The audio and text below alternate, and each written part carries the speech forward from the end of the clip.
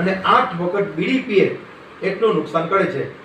ટૂથપેસ્ટની અંદર ભારત સરકારે 1.5 ppm chloride નાખવાની છૂટ આપી. લોકો કેટલું નાખે છે કોલગેટ, સિબાકા, પેપ્સોડન્ટમાં? કેટલું નાખવાની છૂટ આપી છે? 1.5% ફક્ત 1.5. અને નાખે છે કેટલું? 1000. પતંજલિ બાબા કેટલું નાખે છે? 924. એ પણ નીચે ઉતરેવા નથી. આપણી કંપનીએ શું કર્યું?